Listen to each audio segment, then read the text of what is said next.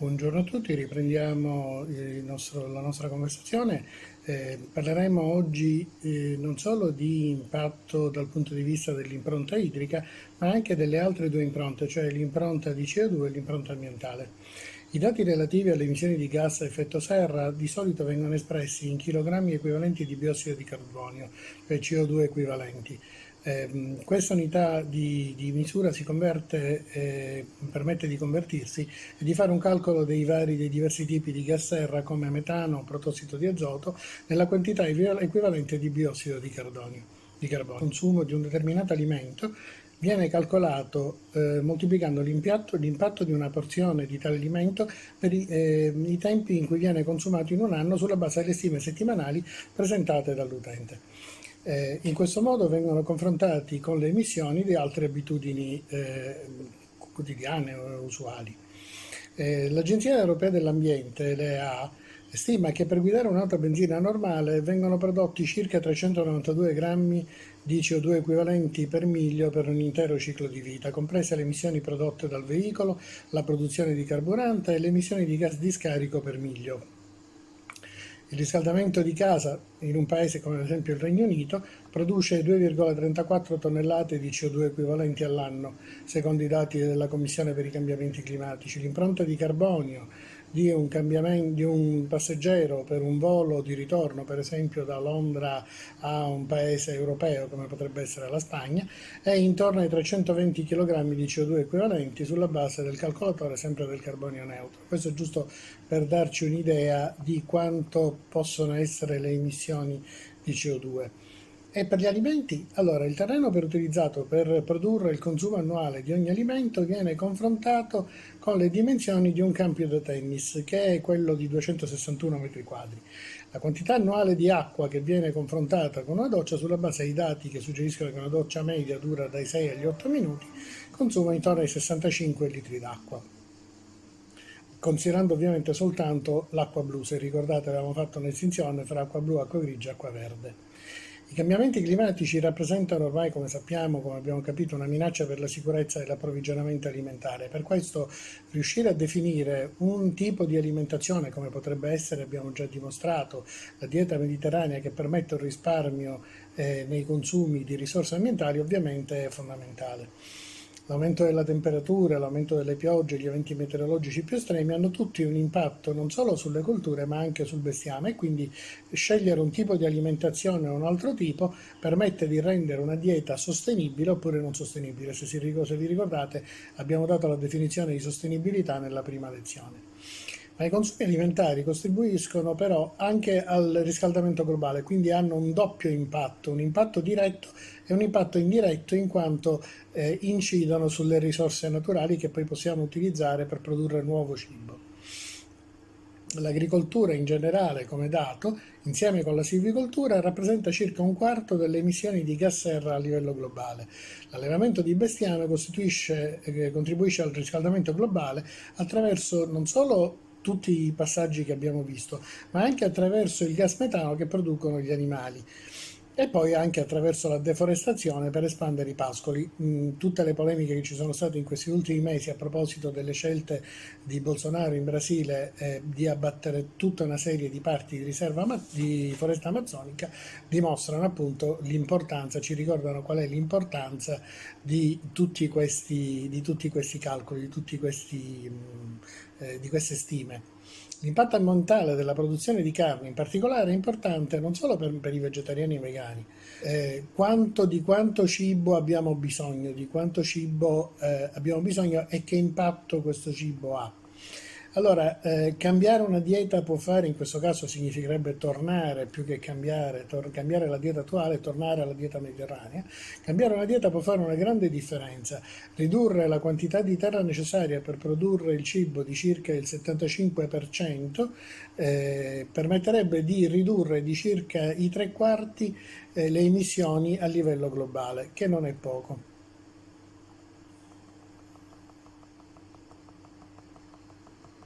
Se prendiamo un'analisi in particolare delle emissioni di CO2 o di gas serra proprio per quanto riguarda il cibo, Allora, siamo come chilogrammi di gas serra in generale.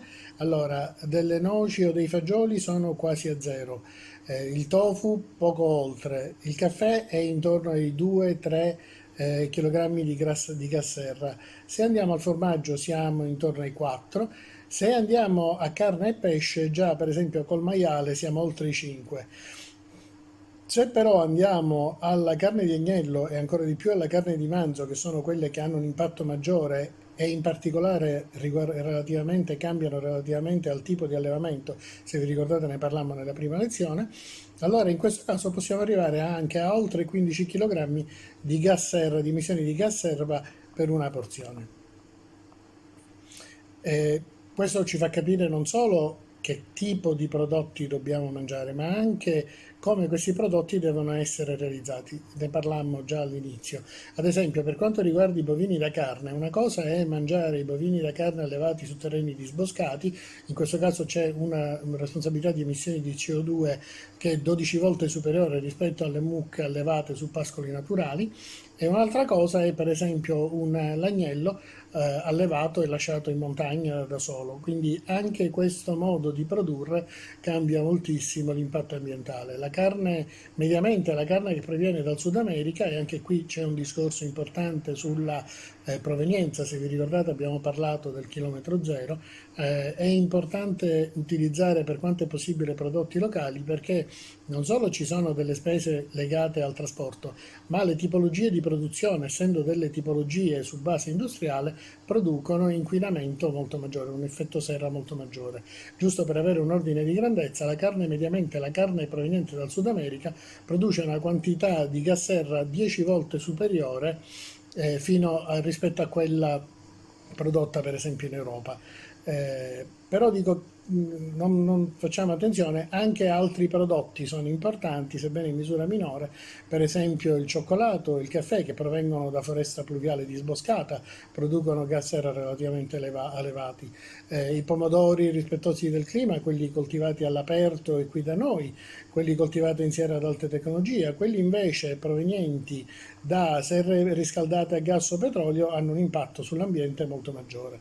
Stessa cosa con la birra proveniente dal malto, l'impatto sull'ambiente della birra potrebbe essere interessante, perché il numero delle emissioni è minore se ci si calcolano per esempio le confezioni. Allora sono tutti aspetti che bisogna considerare e valutare per valutare l'impatto dal punto di vista delle emissioni di CO2 e l'impatto ambientale di un prodotto e di una dieta. Di questo argomento si sono occupati, diciamo, due dei maggiori ricercatori a livello globale, sono Joseph Poor dell'Università di Oxford e Thomas Nemecek della divisione di ricerche in archeologia, in agroecologia e ambiente di Zurigo in Svizzera, che hanno esaminato dettagliatamente l'impatto ambientale di 40 prodotti alimentari che rappresentano la stragrande maggioranza di quello che noi mangiamo.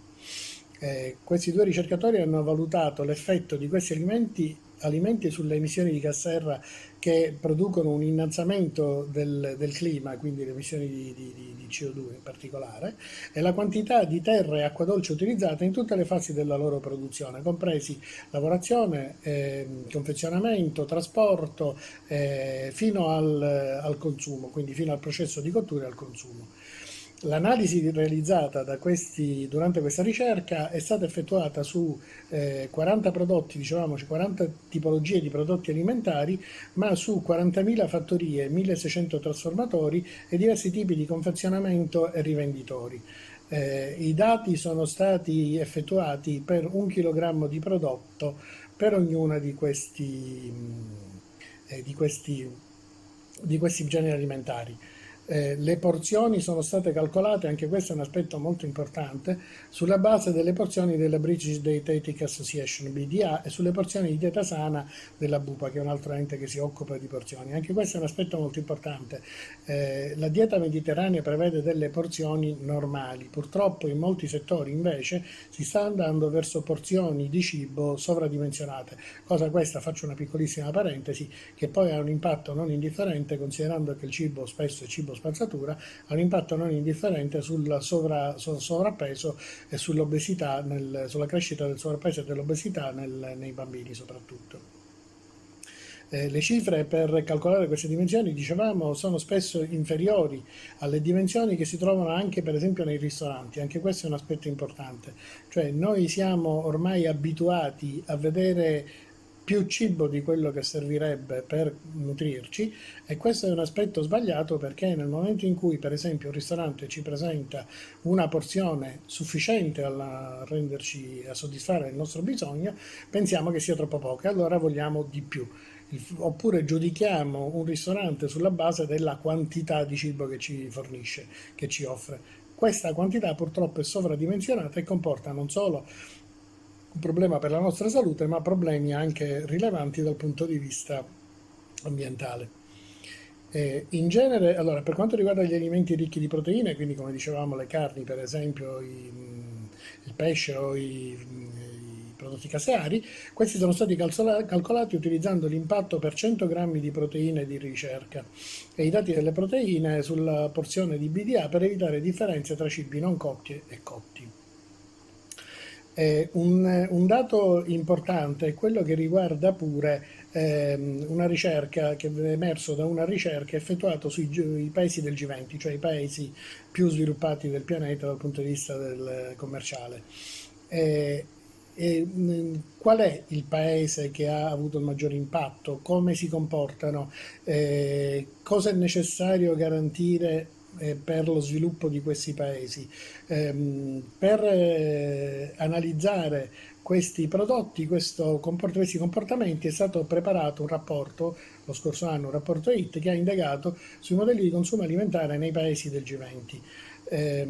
Sono state presentate anche delle proposte di miglioramento, e come vedremo alla fine queste proposte praticamente coincidono tutte con quello che è attualmente la nostra dieta mediterranea, cioè di fatto i suggerimenti dati dai ricercatori alla fine di questa ricerca non hanno fatto altro che portare a suggerire di fare ricorso a una dieta che coincide quasi perfettamente con quella che è la nostra dieta mediterranea.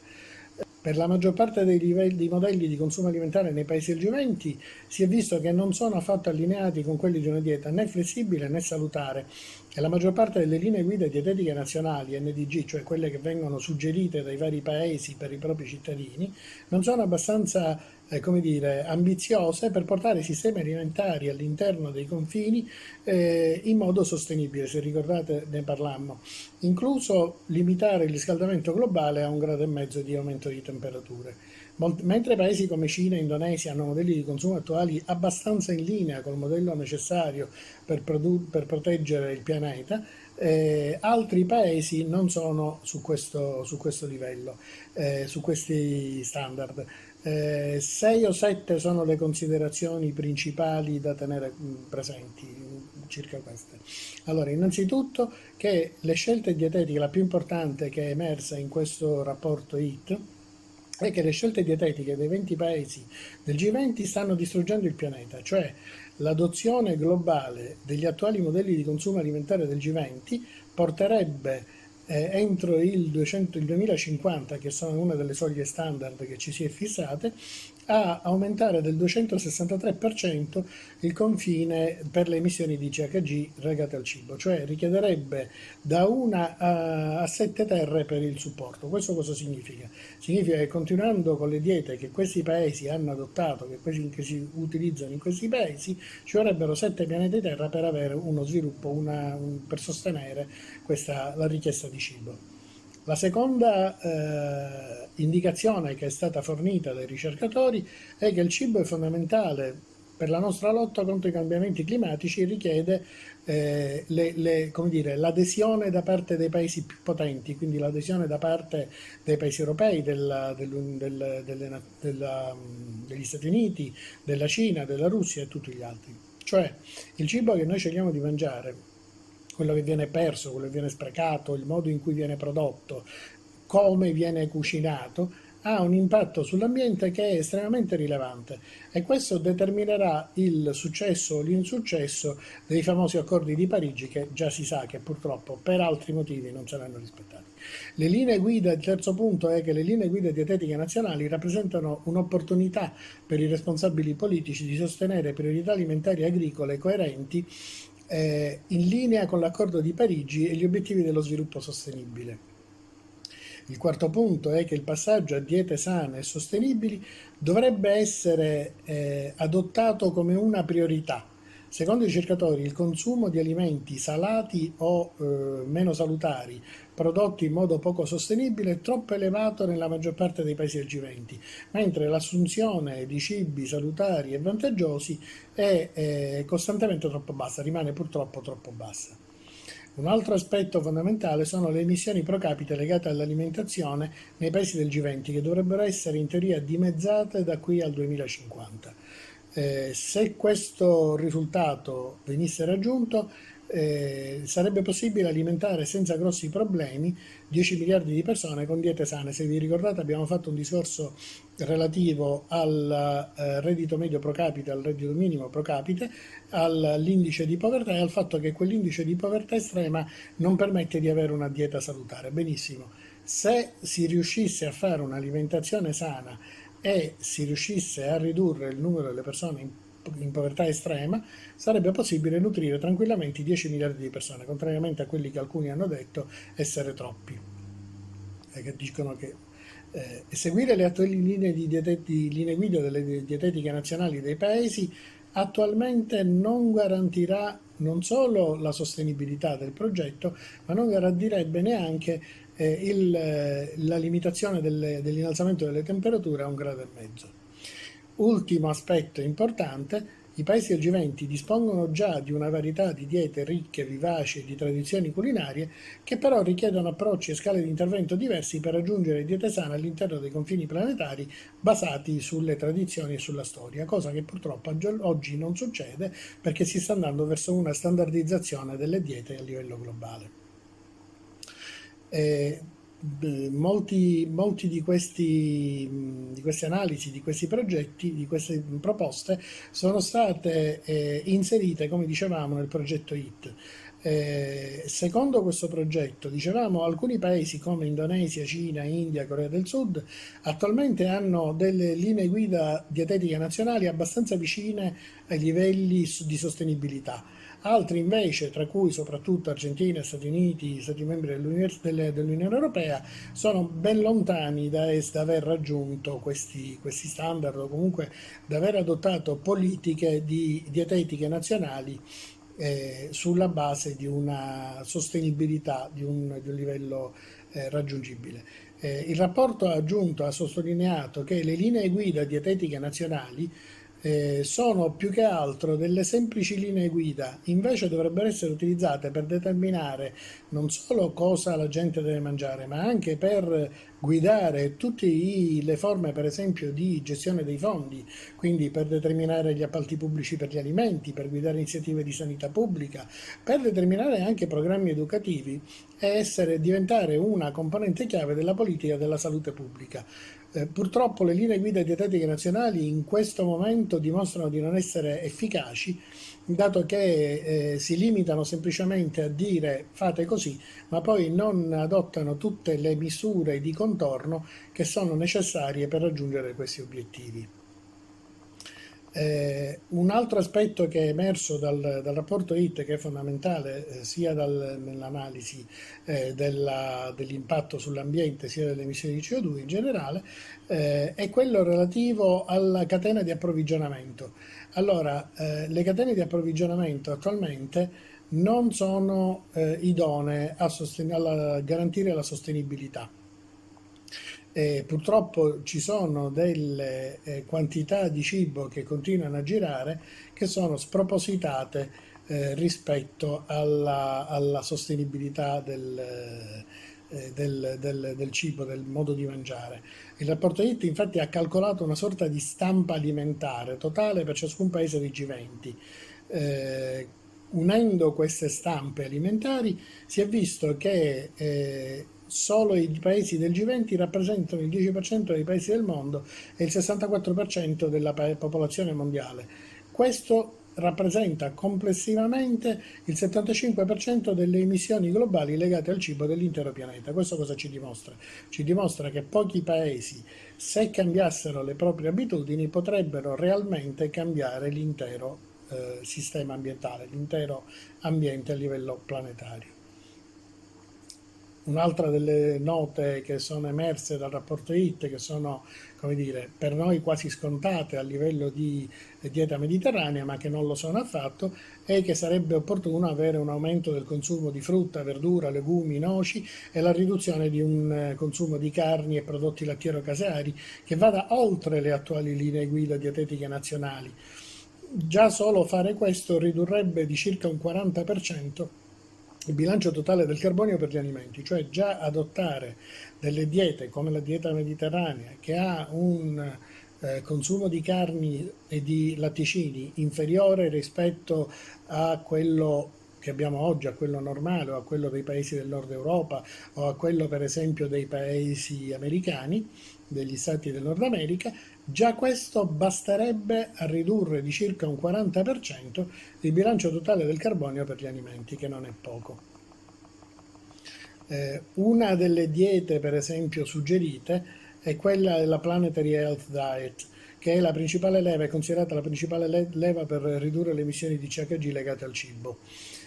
Questo tipo di dieta, che è stata pubblicata anche sull'Lancet, rileva un potenziale di riduzione delle emissioni e grandi benefici per la salute, consentendo contemporaneamente una distribuzione più equa del bilancio globale del carbonio per gli alimenti. Cioè, non solo questo permette una riduzione a livello locale dell'impatto ambientale, ma permette anche ai vari paesi di avere un impatto sull'ambiente che è più equo nel confronto tra paese e paese, il che non è poco, perché oggi attualmente è estremamente squilibrato, estremamente spostato.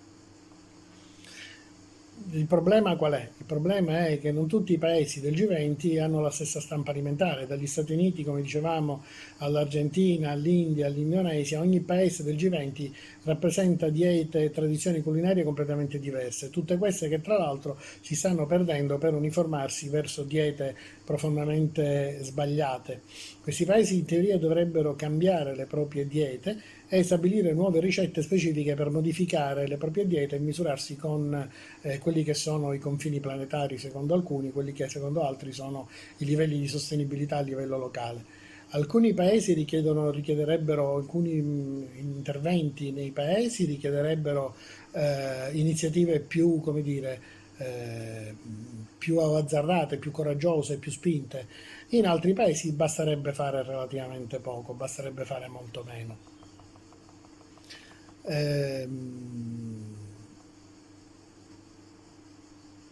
Un rapporto del 2020 ha dimostrato che la produzione alimentare globale, quindi il 2020 significa un rapporto appena pubblicato, però stranamente i telegiornali non ne parlano, vabbè, questa è la mia considerazione del tutto personale, dimostra che la produzione alimentare globale è forse la più grande pressione umana sulla Terra. Il rapporto HIT già lo aveva detto e ribadito, un rapporto recente ora di maggio lo ha ulteriormente confermato. Secondo questo rapporto l'alimentazione e la produzione di cibo per la popolazione attuale, che è di 7 miliardi e 7 di persone, rappresenta circa 12,5 gigatonnellate di CO2 equivalenti, che sono il 24% delle emissioni annue. Questo significa che la stragrande maggioranza delle emissioni di CO2 di origine umana, quindi antropica, proviene proprio dall'agricoltura, dall'allevamento e dal modo di mangiare. Di queste 12,5 gigatonnellate, 5,6 provengono principalmente dalla produzione di bestiame e da rifiuti alimentari in decomposizione. Qua torniamo al nostro discorso di sempre. Ridurre la quantità di carni e prodotti derivati dalla produzione animale, quindi per esempio il latte o i prodotti caseari, inevitabilmente avrebbe un impatto ambientale non indifferente. Altri 6,9 gigatonnellate di CO2 equivalenti provengono dalla produzione di riso o da pratiche agricole, uso di fertilizzanti e conversione del suolo e deforestazione principalmente per l'agricoltura. Torniamo al discorso di prima. Una produzione agricola sostenibile, quindi per esempio il ricorso alla permacultura di cui abbiamo parlato già in passato, permetterebbe di avere un impatto sull'ambiente decisamente più basso. A questo si aggiunge ovviamente l'aspetto che già abbiamo detto prima, che è quello della deforestazione. Attualmente abbiamo perso 11,9 milioni di ettari di copertura arborea solo in un anno, nel 2019. Quasi un terzo di questa perdita, cioè 3,8 milioni di ettari, è avvenuta all'interno di foreste tropicali o tropicali umide, aree di foresta pluviale matura che sono particolarmente importanti per la biodiversità e lo stoccaggio del carbonio. Ovviamente si parla ovviamente di quelle per esempio che ci sono in Brasile e in Argentina, si parla di quelle che ci sono in Polonia. La radice di questa perdita di foreste, soprattutto a livello tropicale, è un'agricoltura su larga scala, quindi torniamo sempre a ribattere lo stesso punto, io lo continuo a ripetere.